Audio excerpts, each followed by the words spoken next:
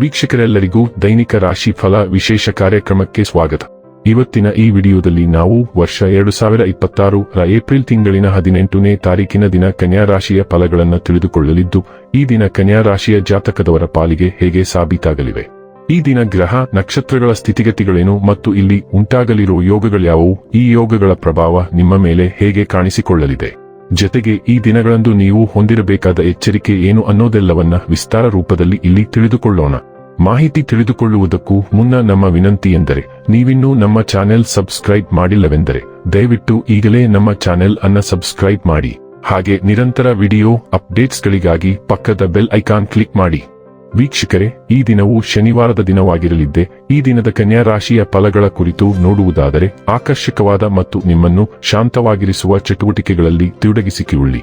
ಮನೆಯಲ್ಲಿ ಯಾವುದೇ ಕಾರ್ಯಕ್ರಮ ನಡೆಯುವ ಕಾರಣದಿಂದಾಗಿ ಇಂದು ನೀವು ನಿಮ್ಮ ಸಾಕಷ್ಟು ಹಣವನ್ನು ಖರ್ಚು ಮಾಡಬೇಕಾಗುತ್ತದೆ. ಕಾರಣದಿಂದಾಗಿ ನಿಮ್ಮ ಆರ್ಥಿಕ ಪರಿಸ್ಥಿತಿ ಹದಗೆಡಬಹುದು.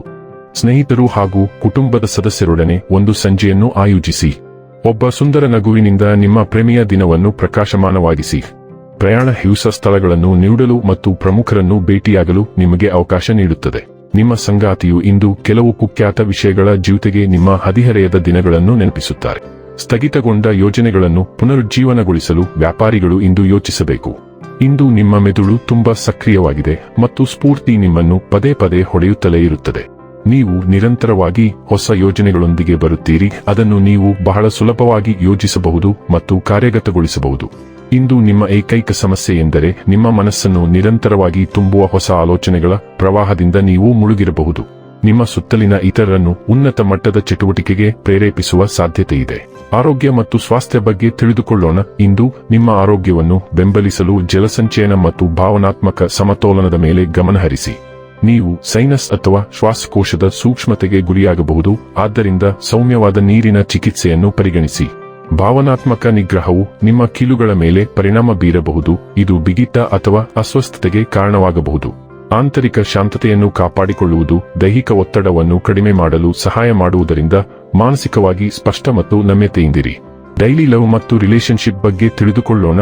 ನಿಮ್ಮ ಸಂಗಾತಿಯ ವರ್ಚಸ್ಸಿನಲ್ಲಿ ನೀವು ಮುಳುಗಿ ಹೋಗಬಹುದು. ಅವರ ವಾತ್ಸಲ್ಯವು ನಿಮ್ಮೊಳಗೆ ತೀವ್ರವಾದ ಮತ್ತು ಆಕರ್ಷಕವಾದದ್ದನ್ನು ಪ್ರಚೋದಿಸುತ್ತದೆ.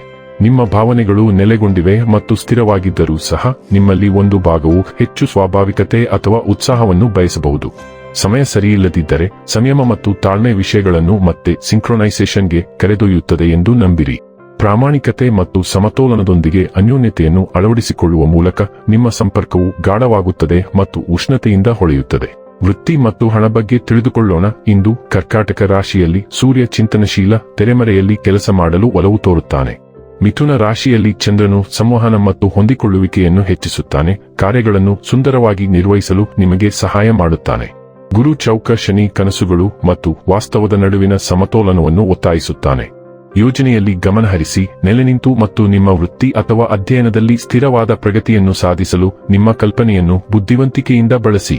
ಇನ್ನು ಕೊನೆಯದಾಗಿ ಈ ದಿನ ಮಾಡಿಕೊಳ್ಳಬೇಕಾದ ಉಪಾಯಗಳ ಕುರಿತು ನೋಡುವುದಾದರೆ, ತಾಮ್ರದ ಪಾತ್ರದಲ್ಲಿ ನೀರು ತುಂಬಿ ಅದನ್ನು ಪೂರ್ತಿ ರಾತ್ರಿ ಇಟ್ಟಿದ ನಂತರ ಆ ನೀರನ್ನು ಕುಡಿಯುವುದು ಆರೋಗ್ಯಕ್ಕೆ ಪ್ರಯೋಜನಕಾರಿಯಾಗುತ್ತದೆ.